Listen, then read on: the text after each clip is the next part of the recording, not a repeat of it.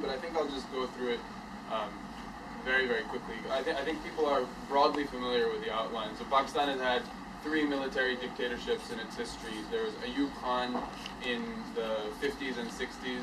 Ayub Khan very famously said at one point, I think it was after coming to power, that, you know, democracy, quote, this is a direct quote, democracy cannot work in a hot climate. To have democracy, you must have a cold climate, as in Britain. Right? And this is someone that the U.S. had no hesitation aligning themselves with. Then there was Zia in the 80s, who people might remember. Ashley mentioned the proxy war in Afghanistan. Zia absolutely decimated the social fabric of our country. He introduced, people have been following the blasphemy laws, I think, the issue of the blasphemy laws. Zia gave weight to the blasphemy laws in ways that are absolutely unforgivable. He sponsored the right wing in our country.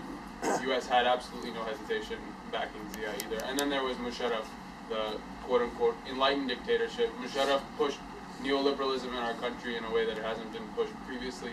He also obviously aligned with the United States in the war on terror, both in Afghanistan, but then also raised the stakes inside Pakistan.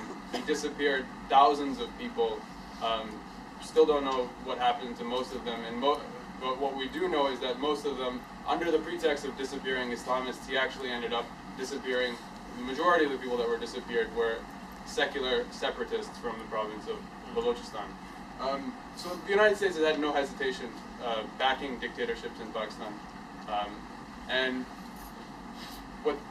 why this matters for today is, currently there is a democratic government in Pakistan, a civilian government in Pakistan. So there's a lot of rhetoric in the mainstream that, look, the United States has changed its tune, the friendlier face of the empire is in power, etc., etc. But what I want us to think about is the way in which dynamics from the earlier era of U.S.-Pakistan relations are still very much in evidence today in the relationship between the United States and Pakistan, and in terms of Pakistani domestic politics. In many ways, the structures of the Musharraf era and the structures of the previous relationship between the United States and Pakistan, they're very much still in place today. So the first way in which that is very clear is that the Pakistani population is a population that is, for very good reasons, emphatically anti-imperialist and anti-American. And the arrangement currently for the United States, the reason that democracy works in Pakistan is because the civilian leadership that's in power, the current democratic dispensation, which is the People's Party, the government, works for the United States because the civilian leaders are weak-kneed and eager satraps of American empire. The Pakistani regime is a regime that has fallen eagerly in line with the aims of the American empire. If you remember, the WikiLeaks cables are very good on this point. So there's one where Gilani, who was the prime minister in August 2008, is meeting with Ann Patterson, and someone in Gilani's entourage says something like, you know, maybe we should talk about the drone attack. And Gilani's like, he brushes this guy off, and he's like, this is a direct quote, I don't care if they do it, the drone attacks, I don't care if they do it, as long as they get the right people. We'll protest in the National Assembly and then ignore it. Bob Woodward had a quote also from Zardari, who was the president, in his book Obama's Wars, where Zardari is talking to Mike Hayden, and this is around the same time, late 2008, and he says, quote, kill the seniors, collateral damage worries you Americans, it doesn't worry me, end quote. I think it couldn't be clearer than this, that the corollary of the PPP's subservience to Uncle Sam is its deep-seated contempt for the Pakistani people. The drone program, even by the most conservative estimates, the drone program has killed hundreds of civilians in Pakistan. Incidentally, the first drone attack that Obama ordered was only 3 days after he came to power. It was January 23rd, 2009, and it was also my birthday, incidentally. But there's an NGO, if people are interested, there's an NGO that wrote a report on a couple of drone attacks. I think it's a US NGO, but it did research into, I think, 10 or 15 drone attacks. One of the drone attacks they investigated was this January 23rd, 2009 strike. And they found that, contrary to mainstream media reports which said that this drone attack had killed militants, which is what they always say, this drone attack had actually killed a pro-government tribal elder, 2 of his sons, and 1 of his nephews. And I think they gave Obama the Nobel Peace Prize. Yeah. Something like that. The second way in which the structures of the previous era are still in evidence is that, despite the formal ouster of the dictatorship, the army in Pakistan remains absolutely pivotal to the alliance between the United States and Pakistan. Sorry, one second. The army remains absolutely pivotal to the alliance. So the actual task of kind of negotiating Pakistan's role in the war in Afghanistan is almost entirely in the hands of the army. The sort of the real action of setting Pakistani policy, and this has been true also I think in Pakistan prior to this era, but it's especially true now, is that it's the Pakistan army that controls what Pakistan does in Afghanistan, and not the civilian leadership. This doesn't mean that the civilian leadership is unimportant to the United States. More, there's this triangulation going on where the United States uses the civilian leadership as a kind of especially pro-American element that it can leverage for influence with the Pakistani army. On top of this, it's also worth saying that the United States has enjoyed a growing understanding with the Pakistani army. This is largely as a result of the Pakistani army's willingness in recent years to move against elements of the Taliban that have based themselves in northwest Pakistan. There have been, if people remember, in 2009 especially, this is around the time that David Kilcullen was telling everyone that Pakistan is going to fall apart in 6 months. It's a failed state, it's going to fall apart in 6 months. The Pakistani army moved to launch a couple of very massive offensives in the northwest of Pakistan. In 2009, more people actually were displaced by military conflict in Pakistan than in any other country in the world. And all of this has actually improved, I think, in my reading, the relationship between the Pakistani army and the United States no end. In fact, one of the revelations also from the WikiLeaks cable episode around Pakistan was this leak that U.S. Special Operations Forces were embedding with Pakistani troops in their own operations inside Pakistan. Previously there had been intelligence sharing and things like this, but there never actually been physical embedding. If you look at the cable, it's actually revealed that this was only possible because of the fact that the Pakistani army was increasingly sort of trusting towards the United States, and that's as a result of this increasing cooperation over the last couple of years. It's worth saying that, and this relates to some stuff that other people were saying, it is worth saying that depending on what we think about U.S. strategy in Afghanistan in the long term, there are still certain limits, I think, beyond which the relationship between the U.S. establishment and the Pakistani establishment can improve.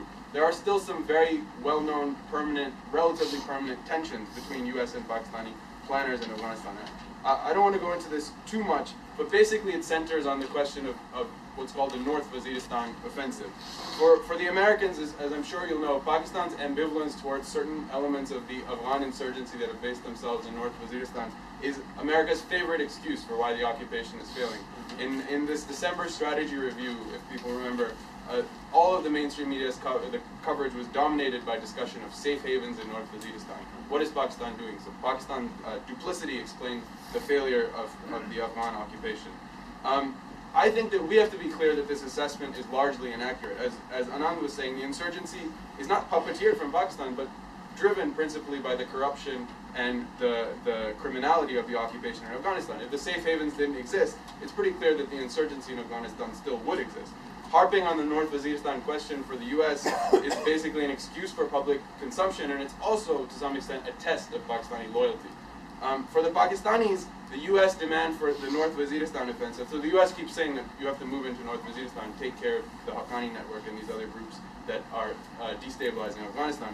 For the Pakistanis, it puts them in a very delicate position, because there is obviously this necessity of cooperating with the Americans, but there's also the fact that depending on whether the Americans withdraw, the Pakistani regime is very anxious to ensure a foothold in Afghanistan. It's always thinking about its neighbor to the east. It's thinking about India. So for that purpose, groups like the Haqqani network, in which it has, I think, well-established links, are indispensable to its aims. Right now, basically granting permission to the American drone program has been the government's way of handling these contradictions. But all of this, I think, is going to depend centrally on the pace and trajectory of American withdrawal. What we should be clear about, I think, is that the mainstream framing of this issue is extremely problematic, right? This whole idea of it's Pakistani dishonesty, Pakistani duplicity. In some ways, the Pakistani state's behavior is eminently rational. It's sort of competitive bourgeois statecraft at its most honest. The left's diagnosis, I think, has to be different. The irrationality is emphatically systemic. It's a property not of conniving Pakistani generals, but of the great game raging in the region, which is an indictment of the U.S. occupation specifically, but also more generally the social system that can produce wars and state rivalries of this duration and intensity. What I also want to say, so let me move actually a little bit to talk about something that I think is also misunderstood in Pakistan. How much time do I have? 2 minutes, okay. I want to say a little bit about the Pakistani left. Maybe 3 minutes? Sure. Okay. There's been a lot of talk in the United States, especially in the aftermath of these recent assassinations of Taseer and Bhatti, people connected to the blasphemy laws. I'm sure people have heard about that. The Pakistani masses are sort of lost to the religious right? That Pakistan is this country of 180 million barbarians, basically being held by an army, thank God, and a bunch of politicians. The facts, I think we have to be clear, are quite different. For one, it's clear that the right-wing religious parties have never done well at the polls in Pakistani history. They peaked at about 11% in 2002, but they were down to 3% in 2008. Really, I think the strongest form of kind of active politics in Pakistan is nationalist. And more or less, these nationalists are overwhelmingly secular in inspiration. The world was abuzz, for example, when the Islamists put 50,000 people on the streets after Taseer's murder in Karachi, but no one will have heard that secular Sindhi nationalists put about 3 times that number a year earlier on the same streets in Karachi, or that 100,000 textile workers went on strike this summer in Fiscal, a successful 17-day strike. I don't say this to suggest that the left is strong and the right is weak or something like that. I don't think there's anything to be gained by the fact that progressives are also quite weak. But we should remember is that the left's relative weakness in Pakistan doesn't make the country exceptional, right? It makes it, unfortunately, a plight with which all of us are familiar. The rest of the world is familiar. And so it's this that I want to end with. It's this that I think has to be the basis of solidarity for UNEC and for us in general. Currently, the Pakistani people find themselves subject to the criminal mandates of an IMF program. The fund is actually withholding the last chunk of a $12 billion arrangement until the government meets certain spending benchmarks.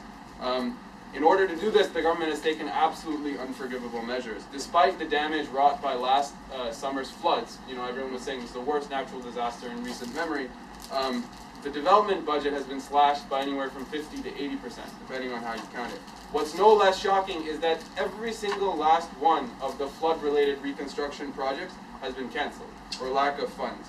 Every single last one of them. A couple of months ago, the deputy head of UNICEF was in Sindh and reported rates of malnutrition that she said rival the worst she's seen in, the quote is, rival the worst of famine in Ethiopia, Darfur, and Chad.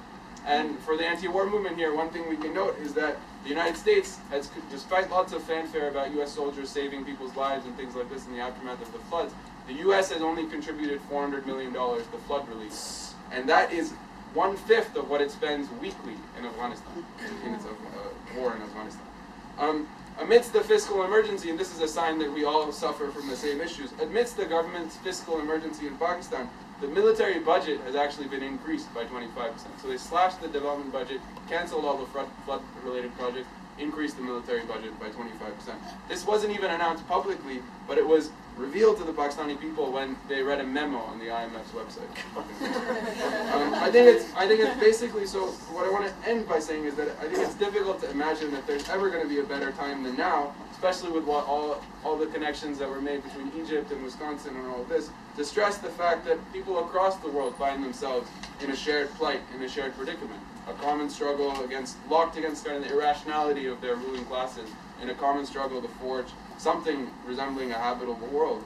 And I think if the uprisings in Egypt and Tunisia have taught us anything when thinking about Pakistan, it's that people who were once readily dismissed as apolitical, fundamentalist, sectarian, what have you, dismissed not just by the mainstream, but also sometimes by people on the left, that these same people hold within them enviable courage and serious political convictions. And I think that this is the point of departure for any discussion of what solidarity with the people of Pakistan should look like.